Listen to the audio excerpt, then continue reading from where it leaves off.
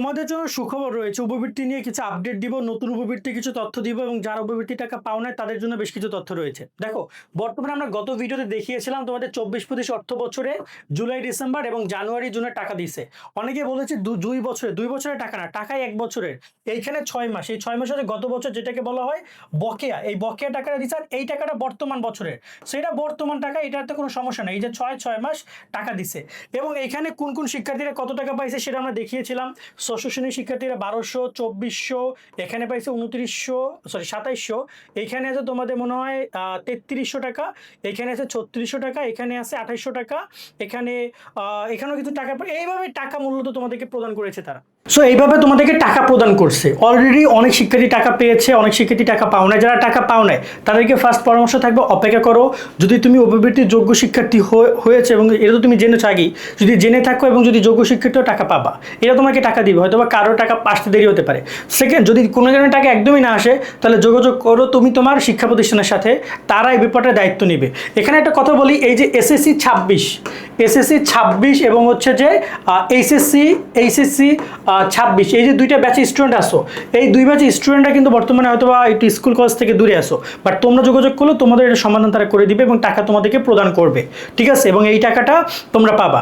Second, আমরা যে বিষয় নিয়ে কথা বলছিলাম সেটা হচ্ছে যে তোমাদের এখানে যাদের টাকা দেয় না তাদের টাকাও এই, আমি যতটুকু জানি, জুলাইয়ের মধ্যে পুরো ক্লিয়ার করে দিবে, ঠিক আছে? আর না দিলে কোনো সমস্যা আছে, নাম্বারের সমস্যা, আইডি কার্ডের সমস্যা, নানাবিধ সমস্যার মধ্যে থাকে, সেগুলো সমাধান করো, সেগুলো টাকা তোমরা পাবা। আর রইলো তোমার এখানে নতুন উপবৃত্তি কবে দিবে। দেখো, এই যে টাকাটা, এই যে টাকাগুলো, এগুলো কিন্তু তোমাদেরকে আজকে আবেদন শুরু হয় না যে, বা কালকে আবেদন শুরু হয়, এটা গত বছর আবেদন শুরু হয়েছে এবং এই বছরের শুরুতে অনেকগুলো উপবৃত্তির আবেদন চলছে। নাম্বার 1, একটা উপবৃত্তির আবেদন পাবে এসএসসি ২৬ শিক্ষার্থীরা।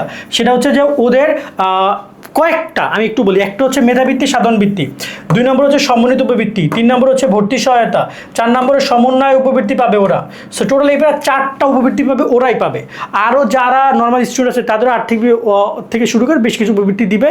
এখন রাইট নাও নতুন কোনো উপবৃত্তির আবেদনের সময়সীমা নাই, তবে এই এসএসসি ২৬-এর জন্য অনেকগুলো শুরু হচ্ছে এবং সামনে আরও যে উপবৃত্তি আবেদন যখন যা শুরু হবে এই চ্যানেলে সেইগুলোর তোমরা আপডেটগুলো পাবা। নতুন উপবৃত্তি নিয়ে অনেকে প্রশ্ন করেছো, আশা করি এই একটা ভিডিও থেকে নতুন উপবৃত্তি তথ্যগুলো তোমরা পাচ্ছ। আর একটা কথা মনে রাখবা, উপবৃত্তির টাকা যদি কেউ তোমাকে সরকার থেকে যখন তোমাকে দিবে, টাকা দিয়ে দিবে, তুমি জাস্ট উঠাইতে পারবা না। তোমাকে কেউ কল দেবে না, তোমার কাছে কোনো ভেরিফিকেশন আইডি চাইবে, পাসওয়ার্ড চাইবে, এটা চাইবে, ওটা চাইবে, একদম কিচ্ছু না। কেউ তোমাকে কল বা মেসেজও করবে না, জাস্ট টাকা আসছে, এই মেসেজটা তুমি পাবা, এবার টাকা তুলে নিবে, ব্যাস। কাজ এই দুইটাই, টাকা আসবে, টাকা তুলবা, আর কোনো কাজ নাই। যদি কেউ ফোন দেয়, এটাগুলো সব প্রতারক, এই বিষয়গুলো মাথায় রাখবা। অনেকে অলরেডি আমাদের কমপ্লেন করছো, আমরা ক্লিয়ার করলাম আমাদের জায়গা থেকে। আজকের মতো উপবৃত্তির এই আপডেটগুলো দিয়ে রাখছি, টেনশন করো না। সুখবর যে তোমাদের সামনে আরও সবার টাকা দিয়ে দিবে এবং সেকেন্ড, উপবৃত্তি নতুন করে এইগুলো চলবে ২৬-এর জন্য, সামনে আরও অনেকগুলো উপবৃত্তি পাবে, সেগুলো আমরা তোমাদেরকে জানাবো। সকলে অনেক অনেক ভালো থাকবা। আল্লাহ হাফেজ।